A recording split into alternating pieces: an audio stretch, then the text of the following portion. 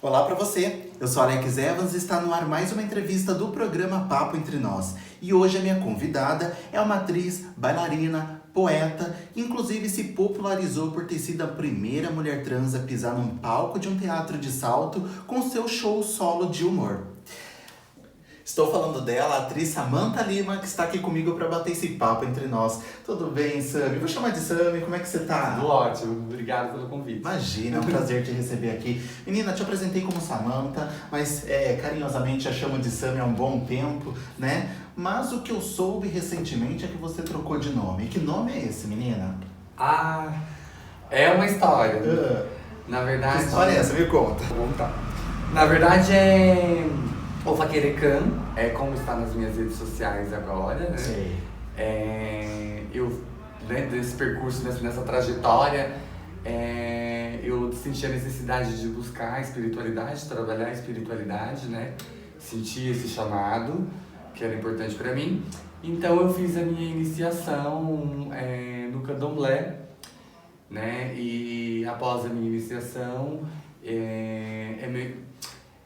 na verdade, simbolicamente, nós morremos para a vida anterior e renascemos para o Orixá, o Inquice, o Renasce como uma fênix. Isso. Não. E recebemos um outro nome, né? E eu achei justo colocar, atualmente eu estou fazendo essa transição para todos os trabalhos artísticos, trabalhos em que eu vou lidar com população, com público, com visualização. Eu estou usando este nome porque se as portas estão abrindo, se oportunidades estão vindo, eu tenho que agradecer a essa espiritualidade, entendeu? Sim. Então, cada vez que chamam pelo meu nome Ofaquerecan, é como se o meu próprio santo reconhecesse, me reconhecesse como sujeito, né? Então... Ofaquerecan, falei certo? Isso. E o que significa Ofaquerecan? Tem algum significado? A flecha que caça. Olha só, forte, né? Como o filho de Oxóssi. Caramba. A flecha que caça. Como é que é feita a escolha desse nome? É você que escolhe? É a espiritualidade que decide? Como é que acontece? Não, aí é Você recebe esse nome. Isso, é o jogo do sacerdote, né? Do zelador. O jogo de búzios dele, junto com o meu orixá, com o meu vodus, com o meu inquice, ele que vai revelar para o sacerdote, para o zelador, e aí ele que nos passa. Isso, eu sempre te acho tão estilosa, muito estilosa. E sempre que a gente se encontra, grava, faz alguma coisa, eventos inclusive, né, LGBTs, enfim, você sempre tá com um estilo diferente, um cabelo diferente, já vi você alisada, já vi de trança. Tá com a cabeça raspada agora, né? O cabelo crescendo novamente. Como é que você pensa no seu estilo? Faz parte da espiritualidade ou não? É só uma questão de estilo mesmo? E aí? Na verdade, o estilo é algo... Não é algo que eu falei assim, nossa, vou ser fashionista agora. Sei. Mas é algo que... Como uma mulher trans, preta, de periferia, sem grandes... Nunca tive grandes...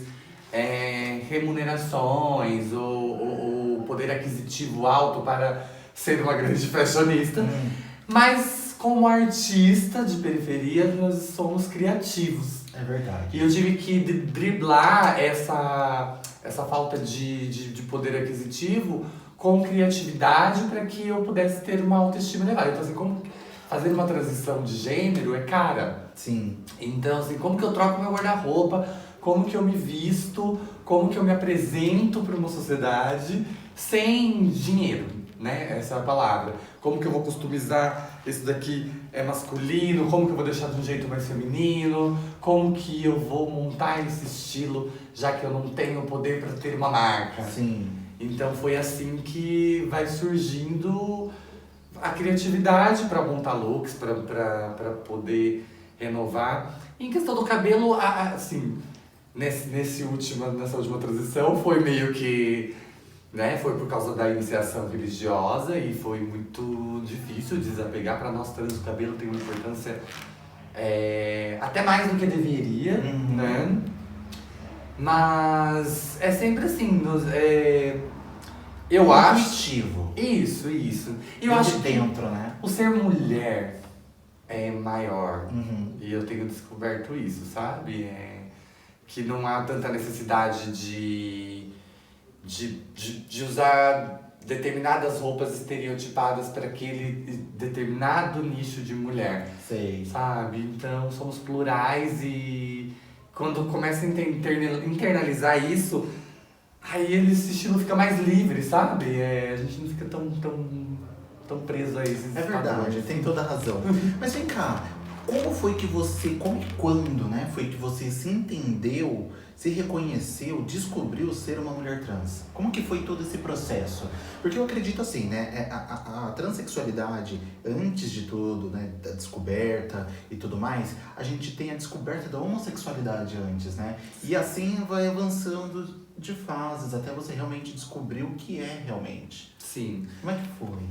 Bom, acreditamos, né, que nascemos transgêneros, mas não sabemos o que aquilo Isso. significa ainda. Então, acreditei do início, desde da infância até a parte da adolescência, em que eu era gay, Uhum. né? Só que ainda havia um vazio, uma insatisfação, que eu não entendia, parecia que eu não fazia parte daquele grupo. Certo. Então começo a me sentir muito diferente deles. E sempre com esse feminino mais aflorado do que os outros. Mas na época que eu transicionei não tinha tanto acesso, assim, não havia transexuais na televisão, não havia representatividade, não havia a internet ainda, né? Não era tão acessível assim. Então ficou difícil para mim entender o que era uma mulher trans, então eu demorei para ter esse entendimento e fiquei tentando me adequar dentro da minha própria comunidade. Sim. Né? Que é isso. O reconhecimento, de repente, tardio foi por conta da falta de informação. Foi por conta da falta de informação e por conta também de toda a marginalidade que aquilo carregava, né? E que era meio que, na época que eu me transicionei, era meio que obrigatória, né? Sim. Não tinha outra maneira. Não tinha outra opção, né? Não. Mas ainda foi cedo. É. Eu comecei a tomar hormônio com 14 anos de idade, escondido dos meus pais. Sem acompanhamento médico. Nada. Cacareia coragem. Cacareia coragem.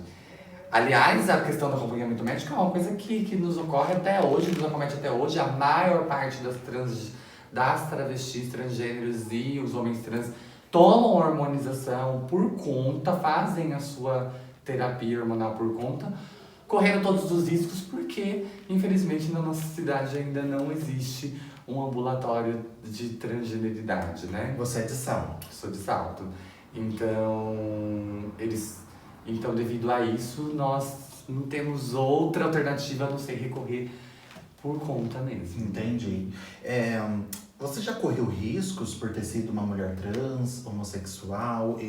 As fases passaram, né? Mas os riscos sempre existiram, né? Principalmente de uma época sem muita informação, que é a época que nós vivemos, né? Risco de violência? Isso.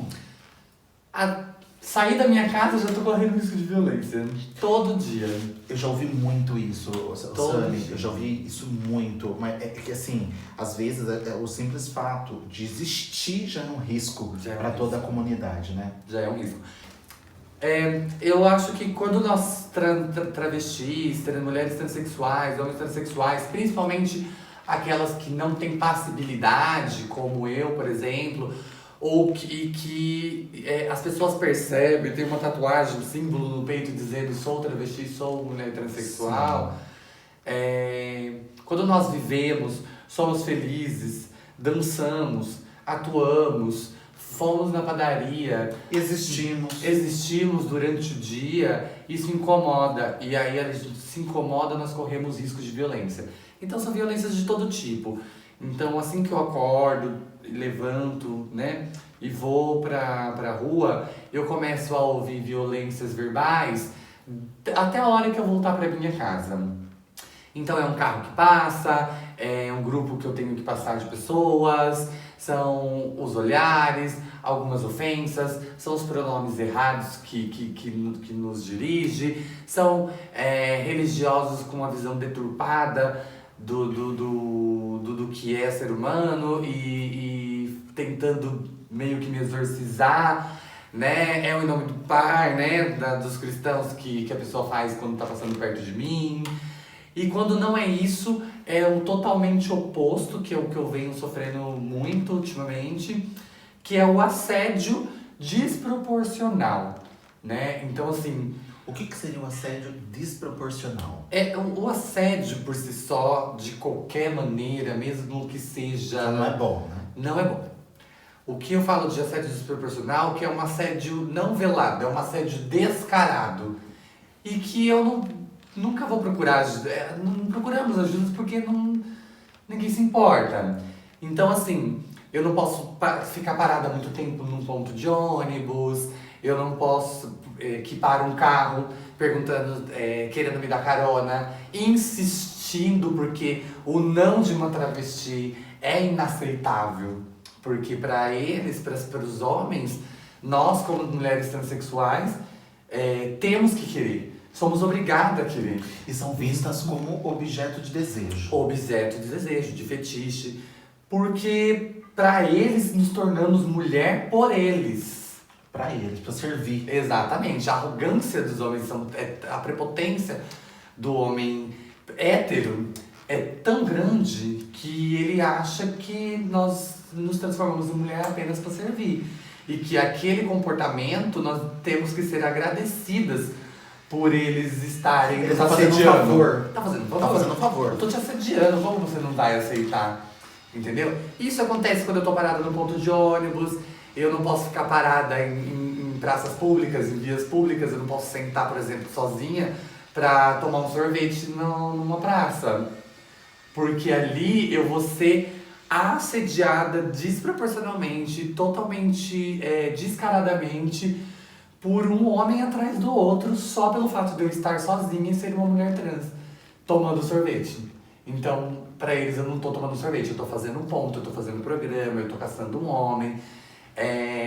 Isso quando não vem ameaças, né? Quando eu tenho que ser agressiva pra não entrar dentro de um carro, pra recusar uma carona, né?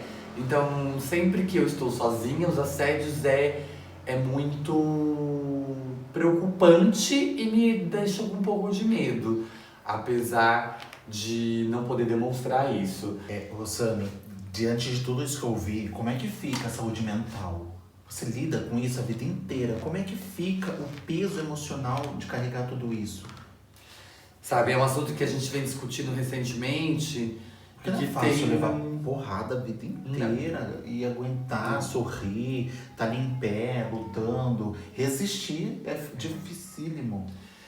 Não, realmente não é fácil. A gente vem debatendo muito isso, inclusive no meu terreiro, no meu espaço de religioso, venho debatendo com essa comunidade, venho fazendo muitas palestras, participando de movimentos da rede de mulheres negras, tentando me juntar com outros movimentos, e a discussão é sempre a mesma, saúde mental.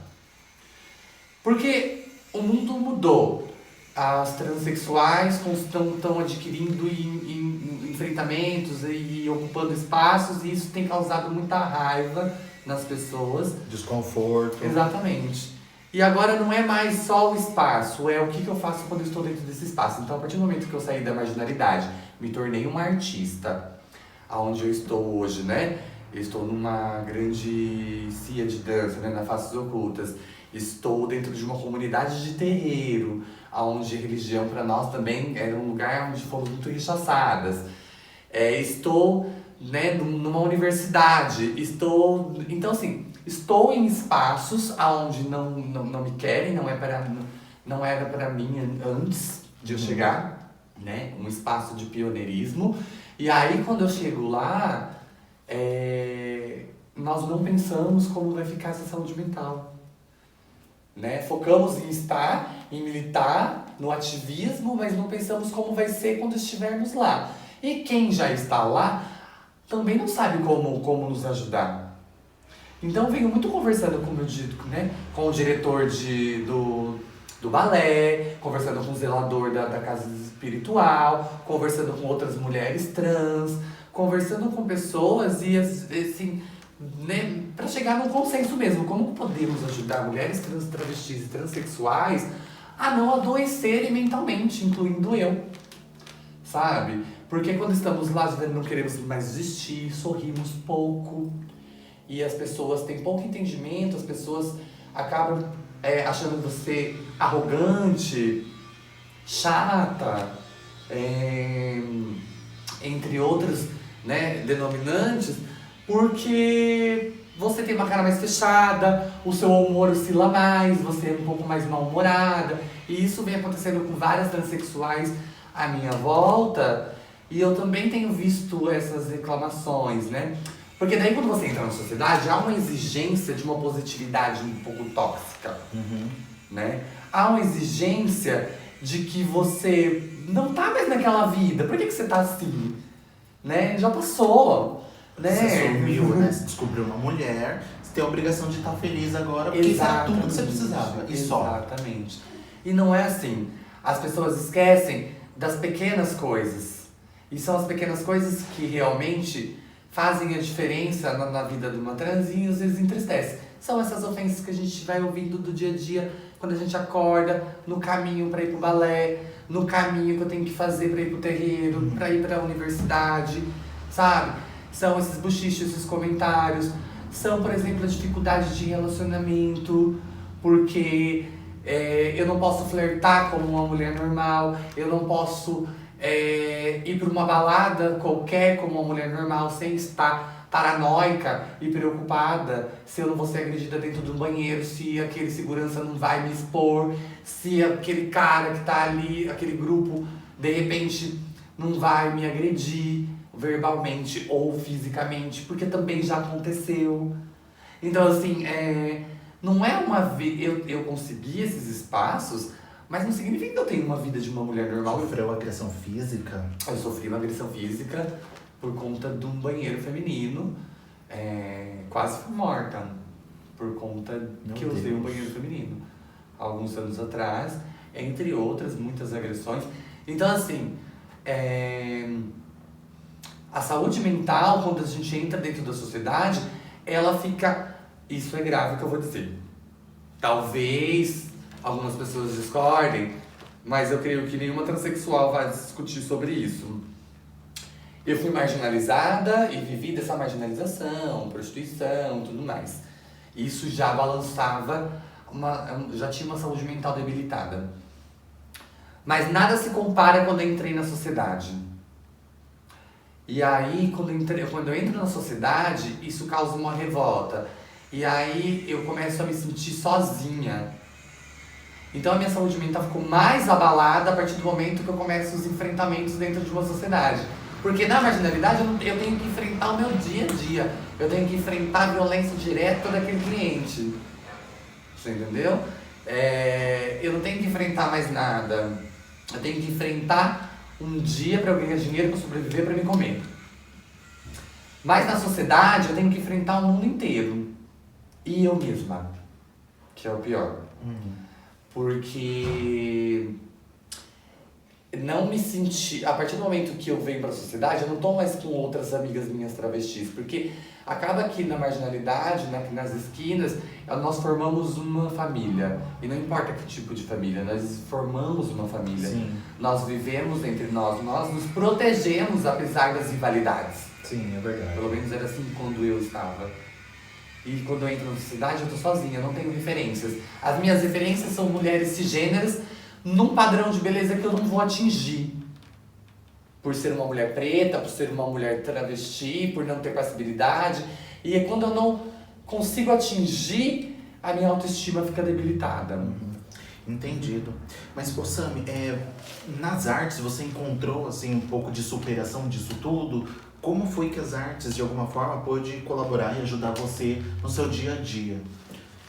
Olha, a arte pra mim foi e sempre será um grande refúgio, né? Eu acho que todas as artes que eu passei, né? Então, assim, a atriz, que foi por onde eu adentrei o universo artístico, ele me pôde me levar e proporcionar mundos diferentes e sair um pouco do mundo real que eu não aguentava mais. Certo.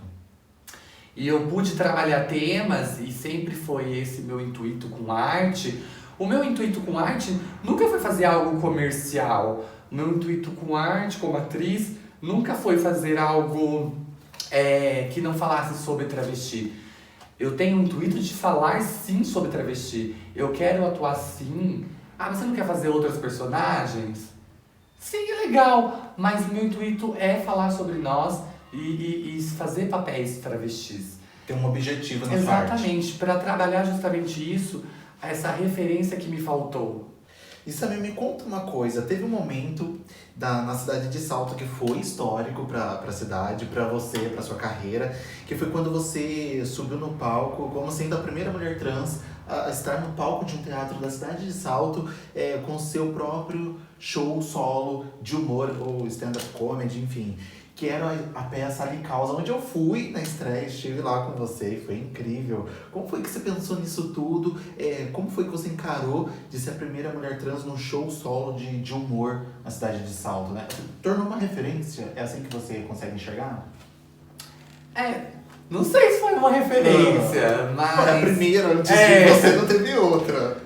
Quando nós somos transgêneros, nós estamos acostumados a ser a primeira em tudo. É verdade. Mas foi um desafio grande, assim, sabe?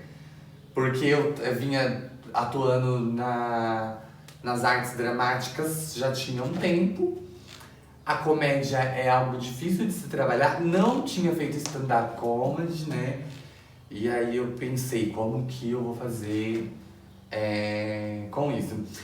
E aí, numa conversa nos bares, assim, meu diretor de teatro na época, né, que é o Júnior, né, ele tinha o pai dele tinha um bar, né, o famoso na cidade, e nós íamos lá conversar, tudo mais.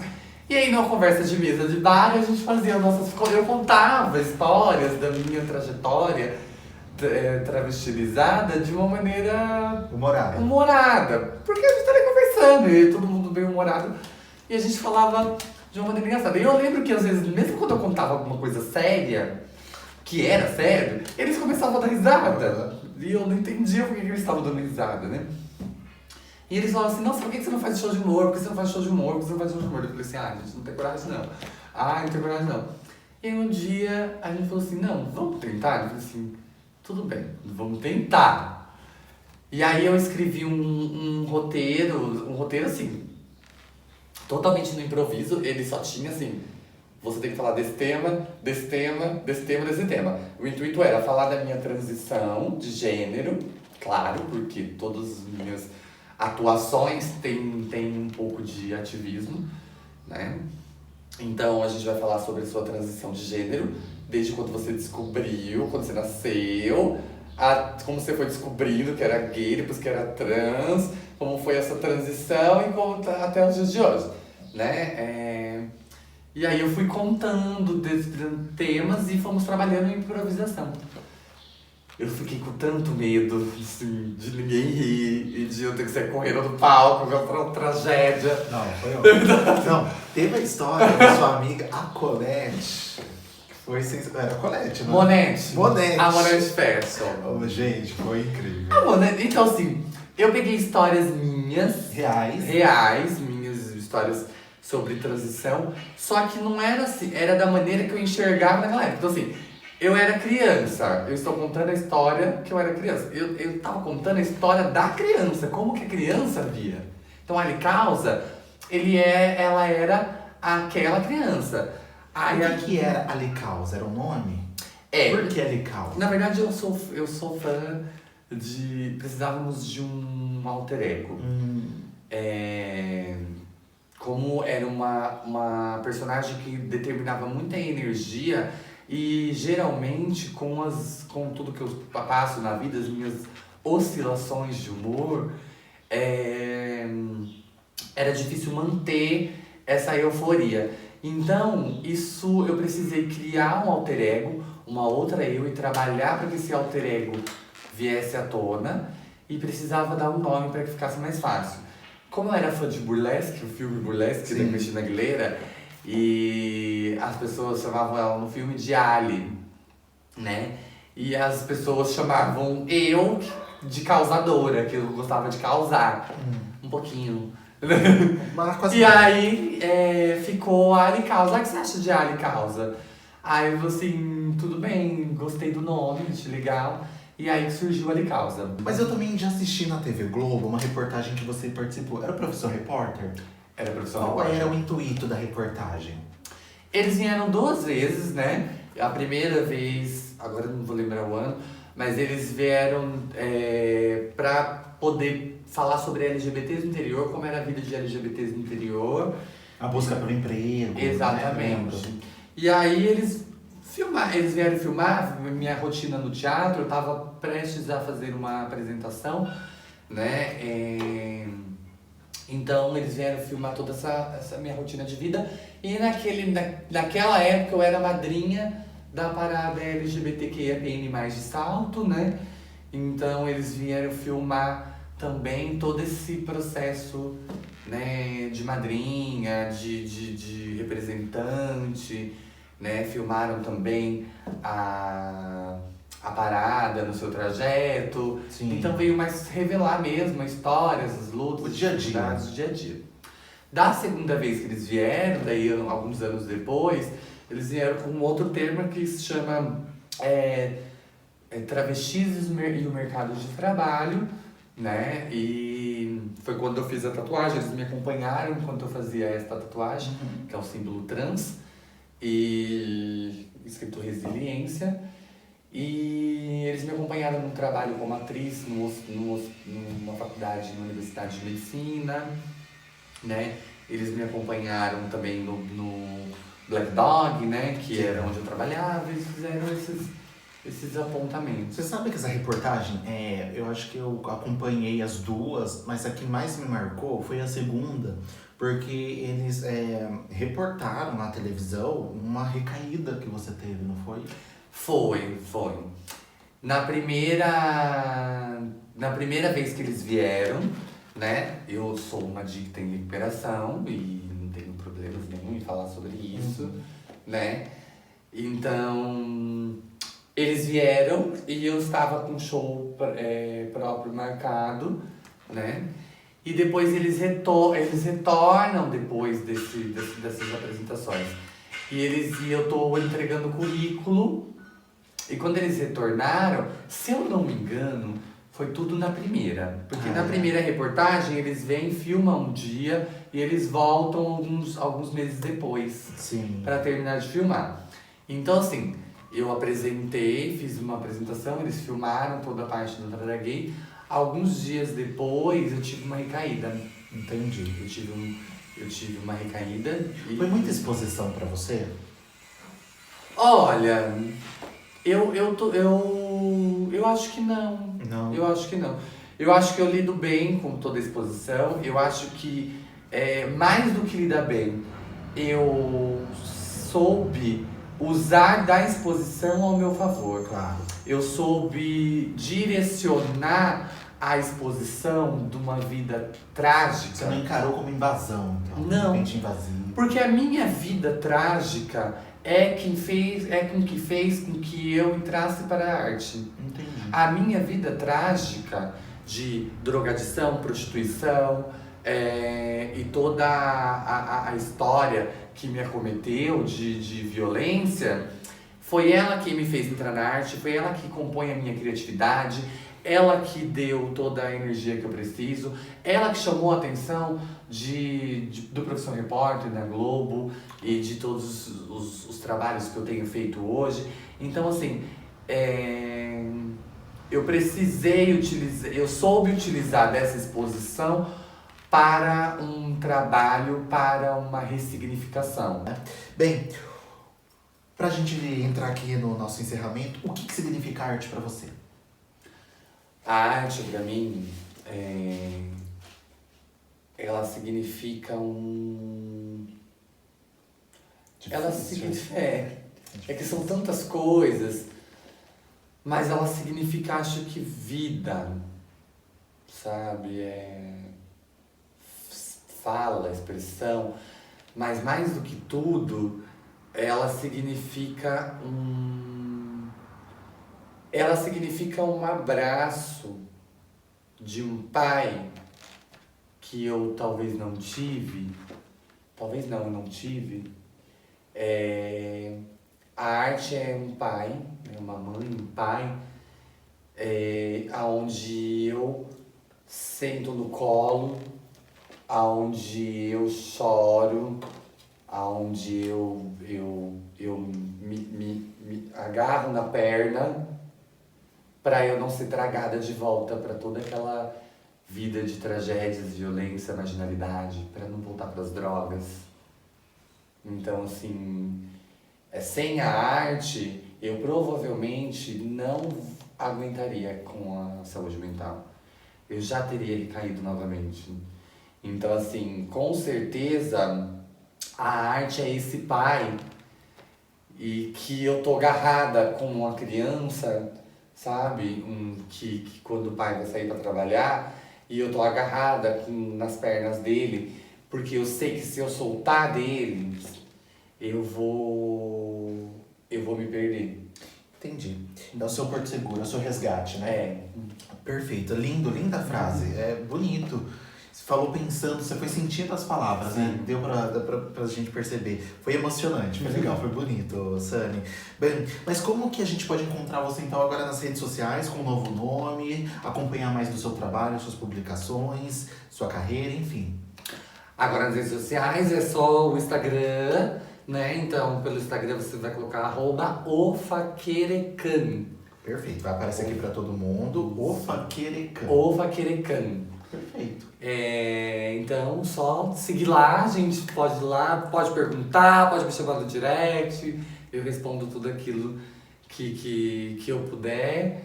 E é isso. Ai, que bom. Adorei te receber aqui mais uma vez pra gente bater um papo. Foi incrível e desejo pra você, Samir, muito mais sucesso na sua vida, na sua carreira, tá bom? Vai pra cima que o mundo é seu. Tá bom? Certo. Obrigada. Então, tá bom. Bem, pessoal, a gente vai encerrando aqui mais uma entrevista. Hoje batendo um papo aqui com a atriz Samantha Lima. Incrível, uma colega maravilhosa, uma amiga incrível, perfeita. E a gente vai ficando por aqui, mas antes eu peço pra você não deixar de se inscrever aqui no canal, tá bom? Se inscreve já. Clica aqui, tá bom? E compartilha com mais pessoas, tá bom? Curte, comenta, que é super muito importante pro nosso crescimento. Eu vou ficando por aqui. Um beijo pra você e até a próxima. Tchau, tchau.